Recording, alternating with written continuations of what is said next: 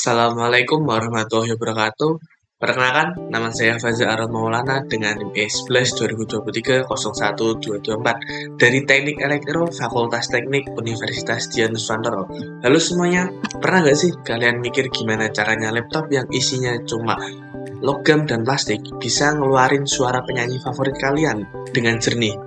Nah, hari ini kita akan bahas rahasia di balik itu. Nah, pertama, ubah mindset kita. Itu laptop ini sebenarnya laboratorium berjalan. Kalian bisa menciptakan dan memanipulasi gelombang suara cuma pakai kode program tanpa perlu alat lab yang mahal dan besar.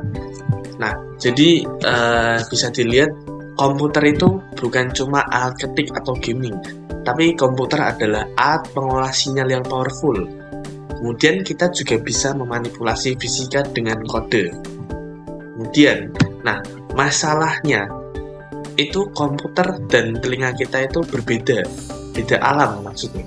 Nah, di komputer sendiri kita seringkali mengetahui kalau komputer cuma bisa menerima angka diskrit yaitu 0101 yang sifatnya kaku dan patah-patah. Tapi kalau telinga kita itu bisa menerima gelombang kontinu, halus, dan mengalir. Nah, kemudian gimana sih cara menyambungkannya dari komputer dengan telinga kita? Nah, di sini adalah kuncinya, yaitu sound card atau sang penerjemah. Dari yang awalnya data angka 0101 tadi, kemudian ada penerjemah yaitu sound card sendiri. Kemudian sound card dikasih tegangan dan menghasilkan output di speaker yang seringkali kita sebut juga dengan DAC atau digital to analog converter. Nah, di sini kuncinya yaitu sang penerjemah yaitu sound card. Tetapi peran utamanya yaitu di waktu, yaitu angka komputer. Di komputer itu tidak punya jam. Kemudian sound card yang mengatur tempo yaitu clock. Kemudian sampling rate-nya yaitu 48.000 sampel per detik. Itu standarnya. Kemudian untuk satu sampel itu ditembakkan setiap 20 mikrodetik.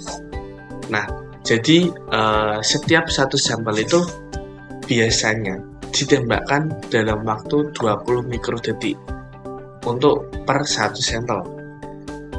Nah, kemudian gimana sih cara mengubah pola tersebut menjadi nada?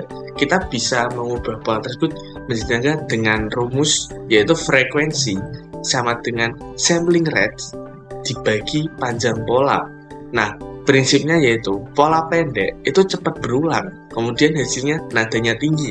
Tapi kalau polanya panjang itu lambat berulang dan nadanya yang dihasilkan adalah rendah. Seperti itu. Nah, ini adalah contoh studi kasus di mana nada La itu kita bisa diketahui sampling rate-nya itu 48.000 Hz. Nah, panjang polanya itu 110 sampel.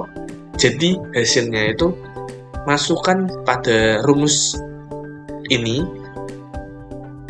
di mana sampling rate-nya itu adalah 48.000 Hz dibagi 110 sampel dan menghasilkan frekuensi di 436 Hz.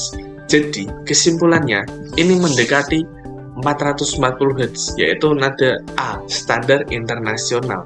Nah, dari sini kita bisa menghasilkan studi kasus nada La atau A itu dengan rumus tadi.